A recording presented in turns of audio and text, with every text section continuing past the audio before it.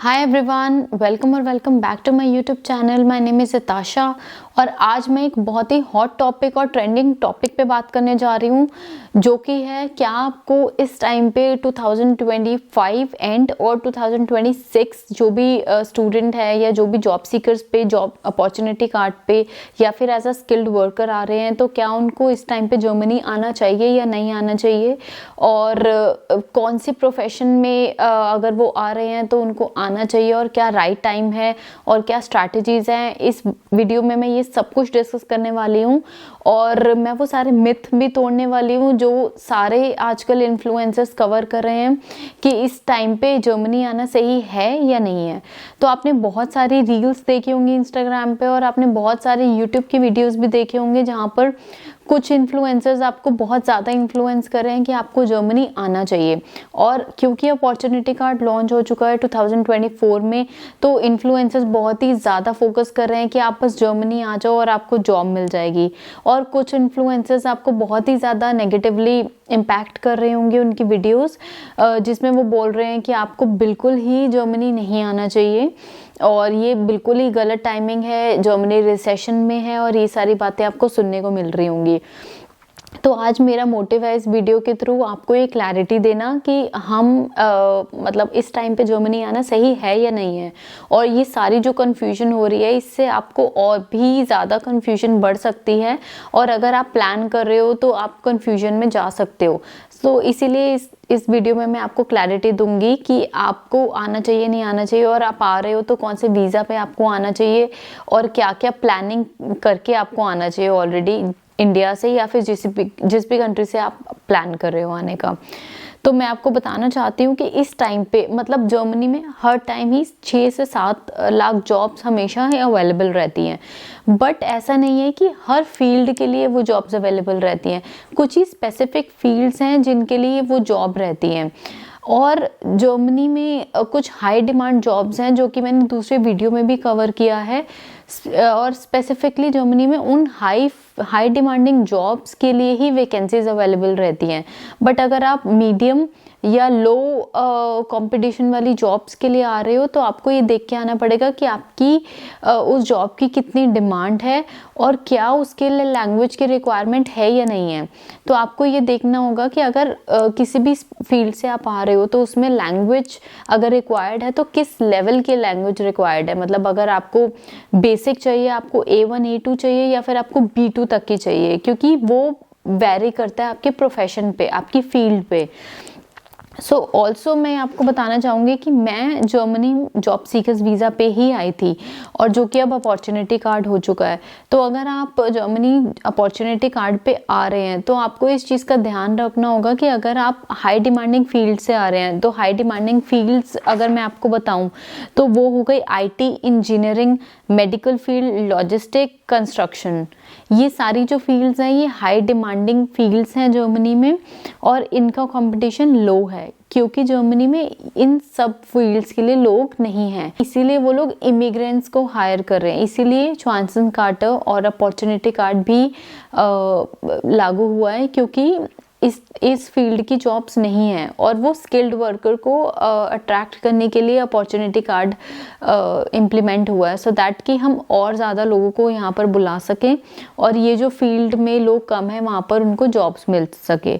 But क्योंकि opportunity card बहुत ज़्यादा कंफ्यूज कर रहा है उन जॉब्स के लिए भी जो कि इतनी ज़्यादा डिमांड में नहीं है, तो आप सबको ये लग रहा होगा कि सारी ही जो जॉब्स हैं वो बहुत ज़्यादा हैं और अपॉर्चुनिटीज़ बहुत ज़्यादा हैं जर्मनी में, बट जो सच नहीं है एक्चुअली।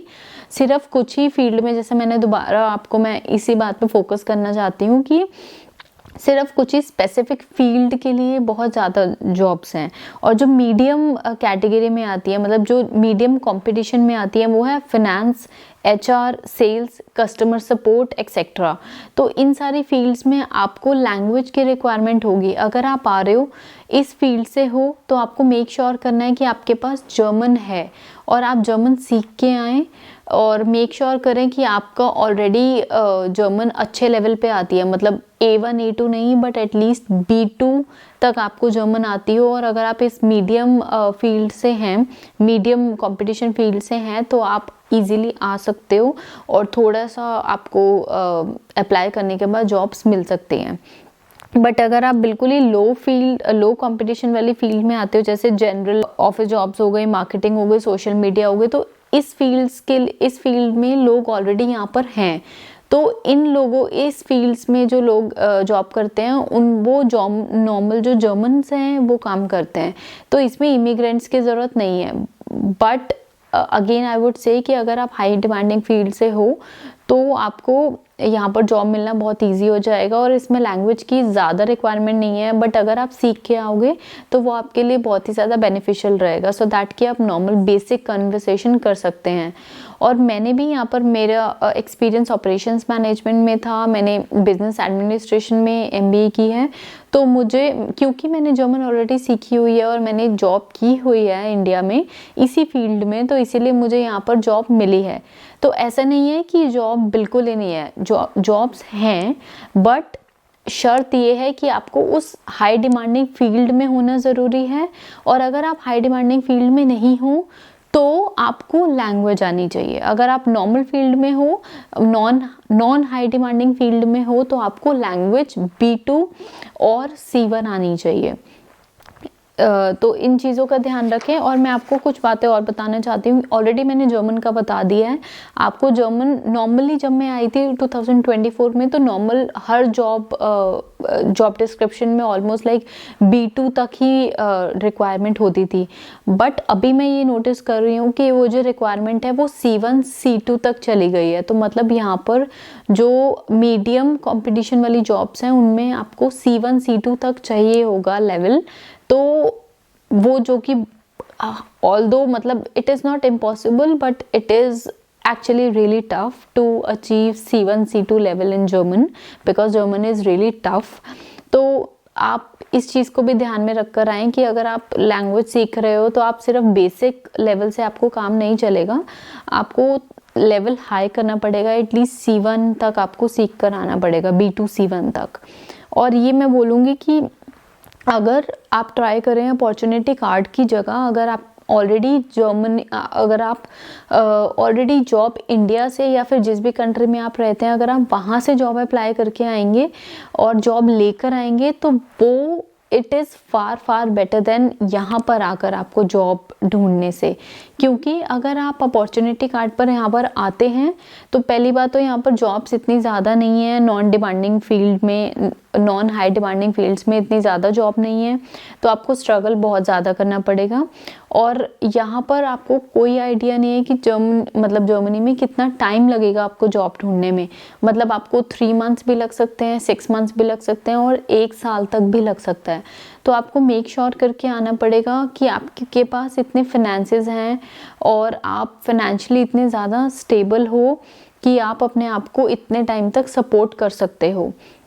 और आपको ये भी मेक श्योर करना होगा कि आपके ऊपर कोई फाइनेंशियली डिपेंडेंसी नहीं है। अगर आपकी फैमिली है इंडिया में या किसी भी कंट्री में जो आप पे डिपेंडेंट है, तो आपको मेक श्योर करना होगा कि आपकी वजह से अगर आप ये इतना बड़ा डिसीजन ले रहे हैं तो वो लोग सफ़र ना करें।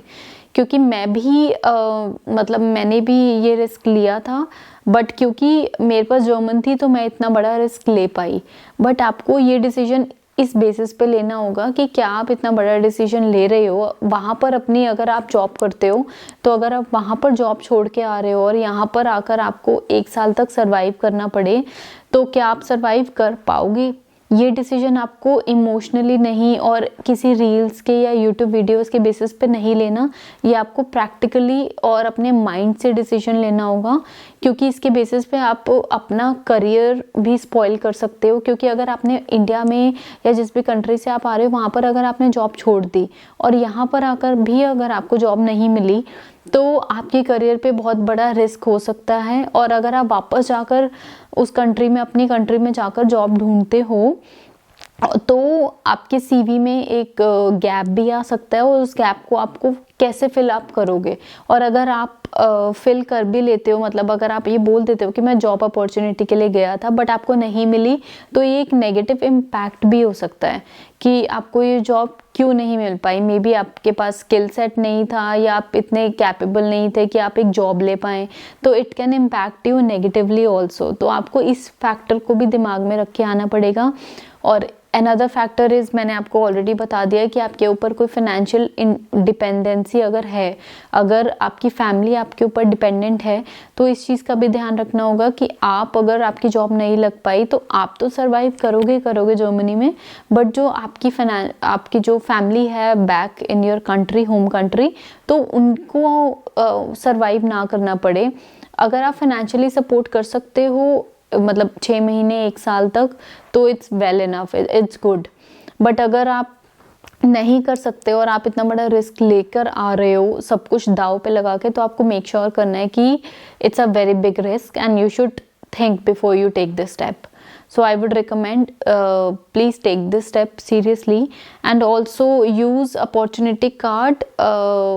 ऑल्सो अगर आप कोई हाई डिमांडिंग स्किल सीख कर आ सकते हो जर्मनी आने से पहले, तो मैं बोलूँगी वो बहुत ही ज़्यादा अच्छा रहेगा रैदर देन यहाँ पर आकर आपको सीखने से। और जर्मन के लिए तो मैं आपको बोलूँगी कि आप ऑलरेडी सीख कर आएँ। अगर आप हाई डिमांडिंग फील्ड में नहीं हो तो ऑलरेडी आप सीख कर आओ।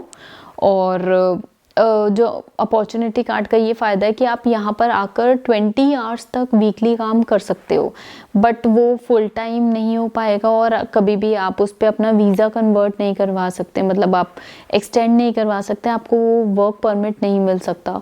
तो वो अपॉर्चुनिटी कार्ड सिर्फ 1 ईयर तक रहेगा और उसमें आपको सिर्फ 20 आवर्स तक काम करने की अपॉर्चुनिटी मिलेगी, but that can not be extended. अगर 1 साल तक आपको जॉब नहीं मिली तो आपको वापस ही जाना पड़ेगा। बहुत रेयर केसेस में मे बी वो एक्सटेंड हो पाए, but I am not sure to be honest. तो इसलिए मैं ये बोलूँगी कि ये रिस्क आप बहुत ध्यान से लें। और मेरा एक्सपीरियंस ये था, मैंने एक जॉब ली थी, मतलब ऑल्दो मुझे जर्मन आती थी फिर भी मुझे स्ट्रगल करना पड़ा।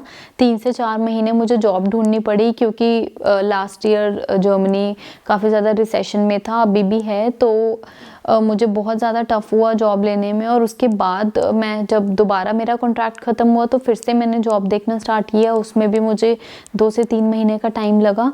ऑल्दो मुझे जर्मन आती है बट फिर भी market is really tough right now. So किसी भी ऐसे कोई भी कंसल्टेंसी के थ्रू आप किसी भी फॉल्स उसमें होप्स में ना आए। और अगर आपको कोई भी ऐसे वो कर रहा है, आपको कोई भी फॉल्स प्रॉमिस कर रहा है, तो आप उस फेक प्रॉमिस में नहीं आए। बट मैं ये बोलूँगी कि अगर आप रिस्क लेने के लिए रेडी हैं और अगर आपको पता है कि आपका स्किल सेट बहुत अच्छा है, प्रॉपर रिसर्च आपने की है और आपको पता है कि एप्लीकेशंस कैसे होंगी, इंटरव्यू में कैसे परफॉर्म करना है, और अगर आप रेडी हैं इंटरव्यूज़ के लिए, तो मैं ये बोलूँगी कि आपको जॉब मिल जाएगी। आपको इतना डिसअपॉइंट होने की ज़रूरत नहीं है। अगर आप पूरी प्रिपरेशन के साथ आते हैं और रिस्क लेने के लिए रेडी हैं, तो मैं ये बोलूँगी कि आप आ जाओ।